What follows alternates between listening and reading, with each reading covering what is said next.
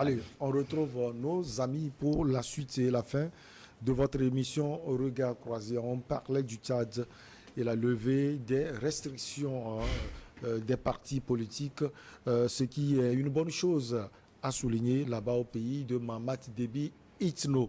Alors, vous chutez d'abord avant qu'on ne retrouve... Oui, je chute en disant que nous devons respecter les pays par les principes, ce qu'ils sont en train de développer chacun dans son pays. Maintenant, moi, je ne suis pas d'avis pour les gens qui pensent que Itno a violé certains principes avant d'arriver au pouvoir. Moi, je ne suis pas d'accord. Ah bon? En réalité, quand un accord est organisé et vous êtes invité, si vous avez un mot, participez. Si vous ne participez pas, les parties prenantes, il faut quand même les décisions, il faut des conditions pour pouvoir participer. Les décisions qui sortent que les parties prenantes ont fait sortir, c'est ce qui va s'appliquer pour tout le monde. Parce que d'abord, les élections, c'est pas tout le monde. Le vote, c'est un devoir, mais n'est pas obligatoire. Donc, c'est pour dire cette levée des sanctions, c'est pour permettre aux différents partis politiques qui aspirent à aller diriger le Tchad, de s'organiser, de faire des activités sur le terrain et puis se préparer aux futures échéances électorales qui sera vivement avec le général Déby qui va se présenter. C'est les Tchadiens qui ont décidé, mais acceptons-le. Voilà. Emmanuel, il urge également qu'on fasse quelque chose pour ces opposants, ces quelques opposants qui ne sont plus au pays. On parlait de Sucé Masra qui est actuellement aux États-Unis d'Amérique. Vous savez, d'abord, le Tchad, c'est un pays que je connais un peu. Et je connais un peu les acteurs politiques. Je me rappelle, en 2007, j'avais posé une question à un ministre tchadien. Il dit, mais chez vous, les ministres sont gardés comme si vous êtes sur un champ de bataille avec des mitraillettes et des djouilles. Contrairement au Togo où les escortes ont à peine 5 balles dans leur revolver. Il dit, ben, chez vous, c'est la paix. Mais chez nous, nous sommes toujours en guerre. Au Tchad, cela explique tout. Au Tchad, oui, et le président Idriss Déby, le père, lui disait, je suis né dedans, j'ai grandi dedans. Depuis que j'ai pris le pouvoir, je n'ai jamais eu la paix. Et malheureusement pour lui, il est mort aussi à la guerre au fond. Le Tchad, c'est un pays où il y a des paramètres dont il faut tenir compte. Quand on parle des opposants au régime tchadien, par exemple, il y a les opposants politiques, mais il y a aussi les rebelles, des groupes armés. Et donc, pour les différentes tentatives de réconciliation, de dialogue, d'entente, de conférences nationales, entre guillemets, on tient compte de ces groupes armés, mais aussi de ces partis politiques, notamment de l'opposition. Sauf qu'on ne peut pas forcer tous les acteurs politiques et les chefs rebelles à y participer. Ça, c'est normal. Et en principe, quand on vous invite à une négociation, à un dialogue, vous pouvez dire « je viens, mais j'aimerais qu'on satisfasse à tel critère ». Ils ont demandé cela. Et voilà. Et si on arrive, bien sûr, et si on arrive à satisfaire déjà la moitié ou le quart, vous pouvez toujours y aller. Vous pouvez, dans la salle du dialogue, vous retirer pour faire pression et dire, mais nous, finalement, tout ce que nous avons présenté comme feuille de route, on n'en tient pas compte. C'est comme le dialogue ne tient pas compte de nous, nos propositions. Mais le principe de boycott systématique des rencontres de dialogue, je pense que ça n'arrange pas les acteurs politiques eux-mêmes. Prenons le Togo en 1991. Et le président, le général Yadema avait eu à mettre en place une commission paritaire avec le RPT dans le temps et puis le groupe politique phare. Le phare qui était une coalition des partis politiques, et il y a eu des avancées dans les travaux, il y a eu pratiquement une sorte de prémisse d'accord. Et Yadema est là, on lui dit le phare est dissous. Vous vous souvenez de ce discours? Pourquoi le phare est dissous? Je ne sais même pas. Mais alors qu'il y avait eu des avancées, il y avait eu des accords ou des prémices d'accord. Alors, c'est un jeu politique en réalité. Un jeu politique parce que après les partis politiques de l'opposition traditionnels dans le temps, se sont dit, mais écoutez, si on ne sait pas faire, on va se mettre dans le panier du monsieur, et donc reculons un peu. Alors, comment essayer de mettre le président face à lui-même, carrément face au mur? Le phare a été dissous. Alors, vous avez eu à discuter avec le phare est dissous. Aujourd'hui, au niveau du Tchad, le Tchad qui a eu même le RPT aussi, le rassemblement du peuple tchadien, tout comme nous, aujourd'hui, au Tchad, je pense que les acteurs politiques, avec cette levée de suspension des activités, devraient d'abord reprendre les choses en main, aller sur le terrain et convaincre les citoyens. On peut faire cela sans les leaders? Non, écoutez, justement, il ne faut pas toujours bipolariser la vie politique dans nos pays. Et c'est bon, dans chaque pays, pratiquement, il y a de grands leaders politiques avec qui il faut compter, mais il ne faut pas non plus négliger les autres, parce que le jour où le grand leader ne sera plus disponible, vous ne pouvez pas vous organiser. Et c'est mauvais. Que ce soit dans les partis au pouvoir comme les partis d'opposition, il faut faire attention à ce qu'il y ait des leaders, pas seulement un seul leader. Parce que le jour où ce leader venait à ne plus être, vous aurez des surprises. Aujourd'hui, il ne faut pas se tromper, justement. Est-ce que les partis politiques qui sont au Tchad ne représentent rien parce que les deux leaders des autres partis ne sont pas là? Je ne suis pas d'accord. Ce serait insulter. Il y a certains qui ont quand même participé au pré-dialogue, si on peut le dire, avec le gouvernement tchadien. Bien sûr. Aujourd'hui, le plus important pour le peuple tchadien, c'est que les acteurs politiques puissent faire leur job.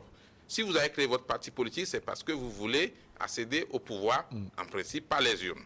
Si on est contre le pouvoir du fils d'Idriss Déby, M. Déby Itno, il faudra passer par les urnes pour le faire partir.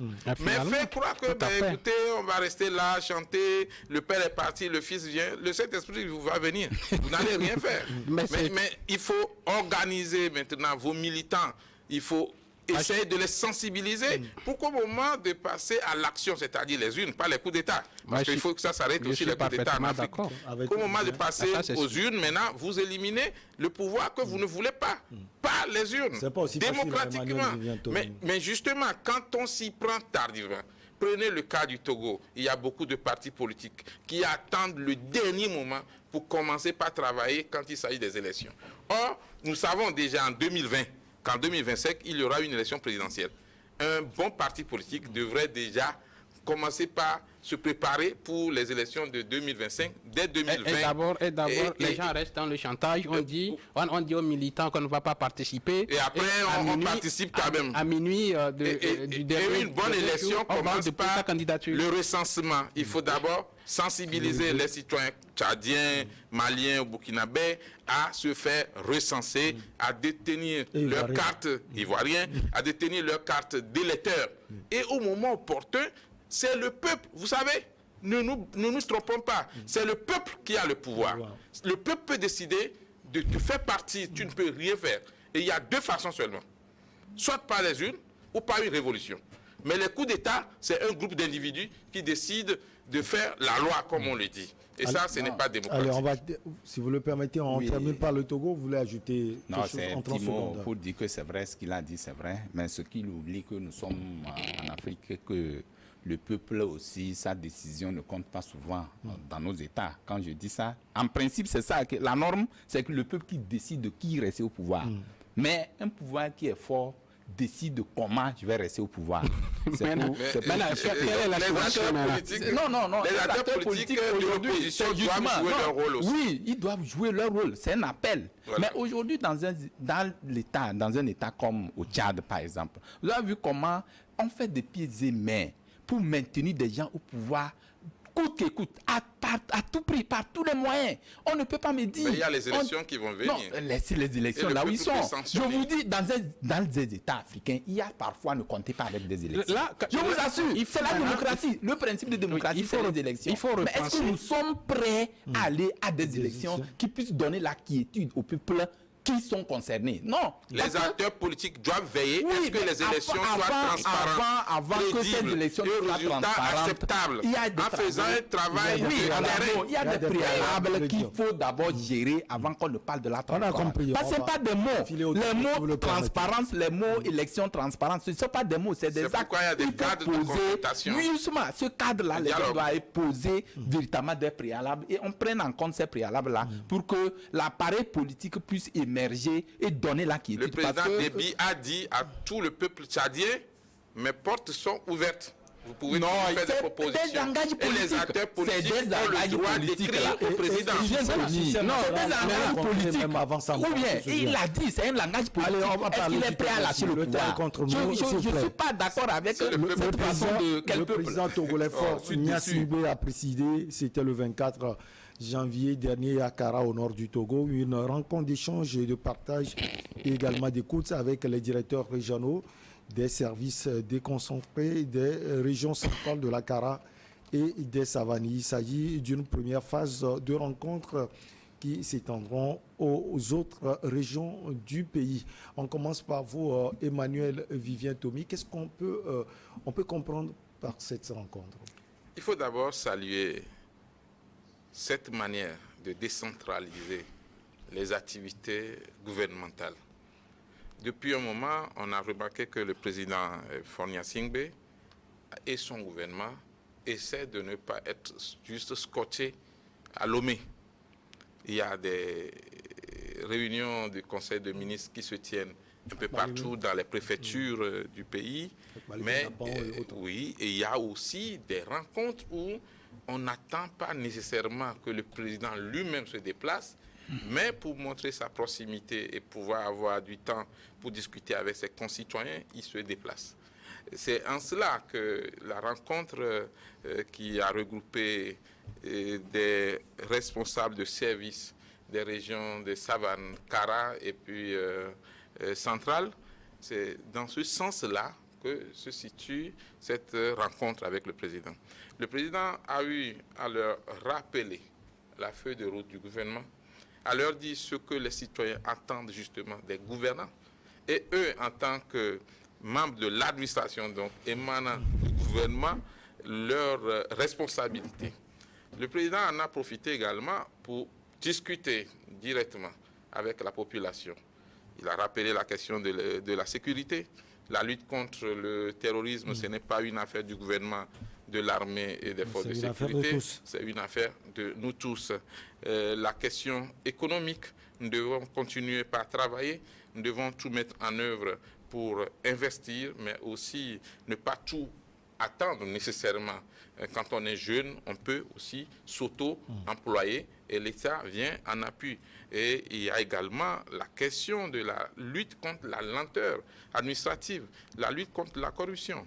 Aujourd'hui, il faudrait que les services de l'État soient effectivement à la disposition de l'État. Il faut que le citoyen se sente à l'aise partout dans le pays quand il va dans un service public. Et il a l'obligation, il a le droit d'être servi et ceux qui sont les fonctionnaires ou les travailleurs de l'État ont l'obligation de servir justement les citoyens. Le président Faure Gnassingbé leur a dit, en tant que travailleur de l'État, vous êtes au service du peuple. Et c'est le peuple qui est le patron, en fait, de l'administration. Nous devons servir le peuple. Je crois que c'est important. Dans les jours à venir, ces rencontres vont continuer, où il aura à dire pratiquement les mêmes choses aux autres régions. Mais ce qui est plus important, c'est cette capacité du président, du Premier ministre et du gouvernement à écouter. On a suivi des interventions de certaines femmes, de certains hommes qui ont dit des choses qu'on ne pouvait pas dire comme ça au président il y a de cela des décennies. Mais aujourd'hui, on voit que le président Faure Gnassingbé essaie de tout mettre en œuvre pour que la population, le citoyen lambda sache que les gouvernants sont là pour nous et ce n'est pas les mettre sur un piédestal et croire qu'ils sont là-bas et nous sommes ici. C'est pour ça qu'ils se déplacent.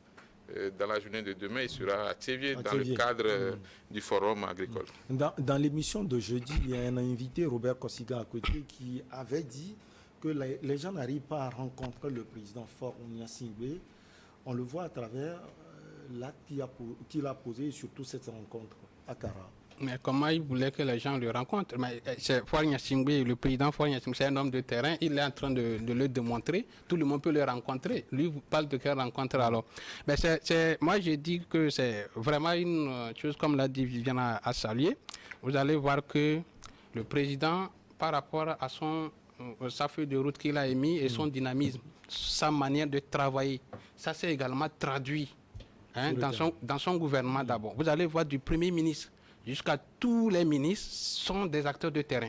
Personne, ce n'est plus des ministres qui restent au bureau, qui passent des signatures. Tous les ministres, quoi. Tous les ministres. Je vois que la majorité, c'est des gens de terrain, même jusqu'à, par exemple, si nous prenons les services au ministère de la Justice où il fallait aller vers le ministère pour établir certaines pièces. Maintenant, les services sortent du ministère vers la population. C'est pour dire que c'est toujours, dans tous les ministères, ce sont des acteurs de terrain. Et il fallait maintenant, peut-être selon le président Faure et son gouvernement, transmettre ce dynamisme aux directeurs régionaux qui également représentent les services de l'État, qui sont des services déconcentrés. Et il leur appelle à cultiver ce dynamisme et tout, pour qu'ils sont plus proches des administrés, voilà, pour que les gens sentent que l'État n'est pas absent. L'État est partout, même dans n'importe quel village. Et ce n'est pas nécessairement la présence du président dans une localité qui fait la présence de l'État. Ces directeurs régionaux et tous les services déconcentrés là représentent également l'État. Donc, il va falloir qu'ils savent utiliser un langage représentatif de l'État pour que les administrés, quelle que soit la personne qui vit dans n'importe quelle localité, sentent que l'État est effectivement présent. Donc, j'ai trouvé ça très, très bonne chose. Ça quand même motive et ça donne un engouement. Et surtout, avec ces phénomènes que nous traversons avec la crise sécuritaire, donc les gens, ça motive qu'on a un chef d'État qui est plus proche de nous, qui nous appelle à être plus dynamique, à une cohabitation et une collaboration sur cette parce qu'il a dit dans son langage, personne ne serait laissé de côté, que tout le monde doit contribuer et participer à cultiver à la culture de la paix et les autres choses. Ouais, l'étape à venir, c'est l'étape de Thiévier. Comme Yvan Lanter Mayaba, le président Faure Gnassingbé est finalement au front, comme on le dit souvent. Oui, vous savez, depuis un moment, on lui disait qu'il est bunkérisé, non? Qu'il ne sort pas. Aujourd'hui, il est plus proche de sa population. C'est une bonne chose. Hein? C'est une bonne chose, surtout cette rencontre avec les directeurs des services déconcentrés. C'est la première du genre. Hein? C'est la première du genre. Et il compte l'étendre, hein, surtout l'étendre du territoire, et puis le réactualiser également. Parce que vous savez, ce qui réjouit plus d'un, ce n'est pas le contact avec le directeur des services déconcentrés seul. C'est qu'il a allé s'enquérir de ce qui se fait réellement sur le terrain. Parce que le programme gouvernemental 2025 tient à cœur le président de la République. Aujourd'hui, pour que cette feuille de route-là soit effective, il faut aller sur tous les fronts. Maintenant, il veut s'enquérir des nouvelles. Qu'est-ce qui se passe? Parce que c'est vrai que le chef de l'État doit à ses ministres, puisque chaque service a son ministère et a son ministre, et qu'il y a des remontandats qu'on devait lui faire. Aujourd'hui, il veut aller toucher du doigt, est-ce que réellement ce qu'on lui produit comme rapport, est-ce que c'est ce que les directeurs régionaux ressentent sur le terrain? Et je crois que cette rencontre a permis au président, non, pas seulement au président, aux directeurs des régionaux de présenter le tableau, hein, quoi qu'on dise, le tableau des problèmes qui vivent dans leurs régions respectives. Mais attention, parce que ces personnes ou ces directeurs, quand ils étaient ensemble avec le président de la République, j'ose vous dire que aujourd'hui, un directeur régional, il est nommé par arrêté ministériel, ce n'est pas par décret présidentiel. Ça veut dire qu'à un moment donné, ils ne peuvent pas tout dire. C'est aussi le contraste. Le problème, la rencontre est bien, mais est-ce que l'effectivité, est-ce qu'ils ont pu déballer les questions qui sont restées essentielles aujourd'hui que les populations vivent? Parce que c'est eux qui sont au contact direct avec les populations et qui vivent les problèmes. C'est ce que le chef de l'État a voulu expérimenter pour comprendre de vive voix. Est-ce que ce qu'ils ont eu comme information ou ce qu'il a eu comme information par rapport à ce qui se fait sur le terrain, est-ce que c'est le réel? Maintenant, comprenez, souffrez que je vous dise qu'à un moment donné, le chef de l'État, il peut faire confiance, mais peut faire des descentes comme ça inopinées pour comprendre effectivement est-ce que c'est réel ce que les ministres viennent lui apporter comme information en termes de gestion de cette feuille de route gouvernementale. Et donc, à mon avis, cette rencontre a permis au chef de l'État d'écouter de vive voix parce que parole a été donnée à ces directeurs régionaux d'exprimer leurs inquiétudes, de donner leur point de vue par rapport à ce qui ne va pas. Et le chef de l'État aussi a pris des dispositions dans ce sens-là pour dire qu'il reviendra au gouvernement de prendre des dispositions pour voir dans quelle mesure il peut corriger cet art-là qui, à des niveaux donnés, ne puisse pas permettre le développement efficient de ces milieux-là. Donc, à mon avis, c'est une première épisode, mais ça ne doit pas rester dans les mots. Oui. Ça ne doit pas rester dans les mots. Ça doit se traduire dans les faits. Le chef de l'État, ayant écouté ces directeurs régionaux, peut prendre la mesure de mettre les moyens. Parce qu'ici, il est question de moyens. Il ne faut pas venir écouter pour écouter, mais il faut écouter quand on recense les problèmes. C'est de chercher à comprendre ou de chercher à résoudre les problèmes-là dans leur entièreté. Vous pensez qu'il va agir? Non, moi j'ai la pleine conviction, s'il n'allait pas agir, il n'allait pas faire cette descente-là. Maintenant, c'est la réalité. Peut-être que ce qu'on lui a apporté comme information n'est pas celle-là qu'il est venu entendre sur le terrain. Maintenant, par rapport à cette rencontre-là, ça peut lui permettre d'évaluer les problèmes endogènes et peut-être prendre la mesure pour les résoudre au mieux. Parce qu'à un moment donné, c'est ça, son image qui est vue, c'est ce qu'il a pris comme engagement qui lui incombe. Et à un moment donné, il faut qu'il fasse tout pour que l'objectif qui s'est fixé soit atteint à tout prix. Donc ça va se poursuivre dans les autres régions et le même langage sera tenu. Et je pense que après ces détours-là, le chef de l'État prendra des dispositions pour pour relever les défis. Parce qu'il y a beaucoup de situations qui sont restées dans cette région-là et que nous voudrons que ça corrige. Et ça fait l'image du Togo, ça fait l'image même du président de la République. Parce qu'aujourd'hui, nous savons qu'il est sur le chantier, il est présent partout. Et attention, on peut l'aider. Qui peut l'aider? C'est son gouvernement. Et à un moment donné, si les gens ne sont pas prêts à l'aider, le chef de l'État ne peut pas laisser son image ternir. Il faut qu'il sévisse. Parce que si quelqu'un ne veut pas faire, l'autre peut faire. Il peut changer à tout moment. C'est une interpellation, mais ces efforts ne doivent pas être mis à l'eau. Il faut qu'il prenne des dispositions pour qu'à un moment donné, à un niveau, ça ne va pas, qu'il faut qu'il interpelle. C'est ce qui a manqué au chef de l'État. Le chef de l'État travaille. Non, nous sommes d'accord, il travaille. Mais le derrière le tue. Le chef de l'État travaille, il a la volonté de travailler. Mais aujourd'hui, ce que nous constatons, c'est qu'à un moment donné, le derrière est en train de l'agglutiner et à un moment donné... Bon, apparemment. C'est ce que je dis, à un niveau donné. Et ça l'agglutine. Oui, moi, je pense que le président de la République, chef d'État, a fait sa part, ou fait sa part. Oui. Le reste, le gouvernement qui est également sur le terrain va continuer. Fait sa part, sans doute. Oui, mais je pense qu'on doit entre nous se dire aussi la vérité.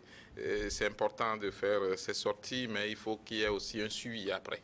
Il faut un suivi. Il va faire cela, sans doute. Oui, on espère. Et il faut aussi se dire la vérité à propos du travail qui est fait sur le terrain. Prenons le ministère chargé vous avez encore 2 minutes. Du désenclavement, par exemple. Moi, je pense qu'à ce niveau, on veut encore plus de résultats.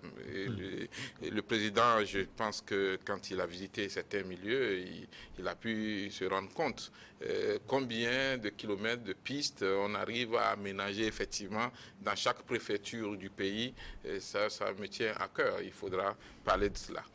L'autre problème dans les préfectures, d'une façon concrète, c'est qu'il n'y a pas tellement de bâtiments administratifs.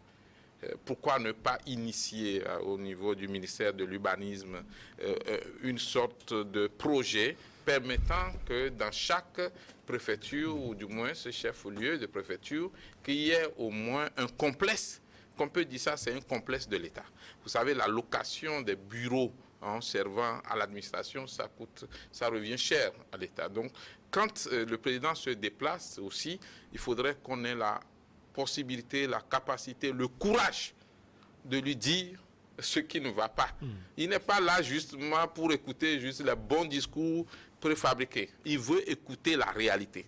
Donc, ceux qui ont la chance de le rencontrer au cours de cette tournée, qui vont continuer, ont l'obligation aussi, au nom des autres, de dire la réalité. Ce n'est pas seulement de le caresser dans le sens des poils. On ne lui fait pas du bien. Et le connaissant, je ne pense pas qu'il aime aussi qu'on le caresse dans le sens des poils. Si c'est bon, il faut dire c'est bon. Si c'est pas bon, si c'est critiquable, il faut critiquer. Et je pense que c'est une bonne initiative. Ça doit continuer. Un, il faut qu'il y ait un suivi. Deux, il y a les problèmes sur le terrain. Déjà, quand on parle de l'administration, même au niveau des préfectures, il n'y a pas de bâtiment administratif en tant que tel, à part ce que les colons, les Allemands ont laissé. Il faut voir si on ne peut pas, le gouvernement ne peut pas initier un projet de construction d'un bâtiment, un complexe administratif par préfecture. Pourquoi pas par commune, par exemple? Ça va nous faire du bien et dans le sens de la bonne pratique et de l'exécution de la feuille de route gouvernementale au profit du peuple. Pour chuter, ma question à vous, le président va sans doute agir.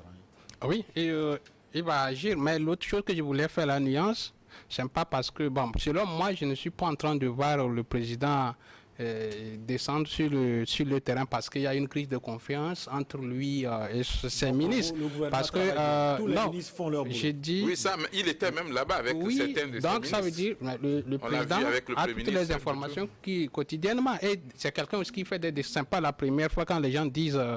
que ça soit répétitif, mais avec la crise sécuritaire qui sévit au nord du notre pays, on l'a vu plusieurs fois, galvaniser les troupes, donc c'est des réunions dans les préfectures, donc on ne peut pas dire que le président ne soit pas bien, il n'a pas du tout le constat de ce qui se passe quand même sur le terrain. Maintenant, c'est vrai, il a besoin des gens qui l'accompagnent, qui font aussi qui doivent aussi s'y mettre pour... l'assister dans toutes les tâches. Maintenant, cette descente réellement, c'est aussi toucher les directeurs régionaux. Vous savez, si ça quitte du ministère, et c'est le ministre qui doit aller jusqu'à dans les villages, des fois, certains ministres, certains directeurs se sont aussi frustrés, mais le président leur dit actuellement de faire de jouer leur rôle. Michel, attention à ne pas fatiguer le président. Aussi. Oui, mais de faire... attention à ne pas le fatiguer, parce que il ne peut pas faire... Vous chutez. Oui, il ne serait pas... Donc, c'est cette façon d'aller rencontrer les directeurs, c'est que ces directeurs aussi doivent jouer le rôle que les ministres... Ce n'est pas tout le temps un ministre doit aller dans un village. On a vu, même jusqu'à... par exemple, si je prends l'enseignement primaire et secondaire, des ministres Kokoroko qui va jusqu'au directeur d'école. Ça veut dire que quelque part, les directeurs régionaux, ils ne jouent pas tellement, ils ne sont pas actifs. Mais quand les ministres descendent sur le terrain aussi, c'est une bonne chose. Il ne faut pas que les ministres restent seulement dans le bureau. S'ils descendent sur le terrain... Il faut toujours stimuler, activer les directeurs régionaux. C'est pour dire que c'est une bonne initiative. Comme le disons, c'est une bonne initiative. Il faut que ça soit implémenté. Il faut que ça soit traduit dans les faits. Il ne faut pas que ça soit un folklore. Ce qui s'est présenté là-bas, qu'on a écouté. Le chef de l'État a le réitéré. Il a dit non, quand je viens, je ne veux pas seulement qu'on voie le chef de l'État, qu'on l'applaudisse, mais l'essentiel, c'est le travail qui est important. Donc je pense qu'à travers il faut que les directeurs régionaux là puissent faire le travail qui est le sien et à un moment donné, ils font de leur mieux. Pour et le gouvernement aussi poser des doléances à des niveaux où il y a des manquements pour relever des dossiers. Merci beaucoup à vous. Comme Valentin Mayaba, vous êtes le directeur de publication de Le Symposium. Merci également à Emmanuel Vivien Thomy, DG de Plume Libre, conseiller en communication politique, et Dominique Lacmont, analyste politique, secrétaire général et porte-parole du mouvement Foi à la force du Togo. Merci infini à vous. Merci également à nos chers amis.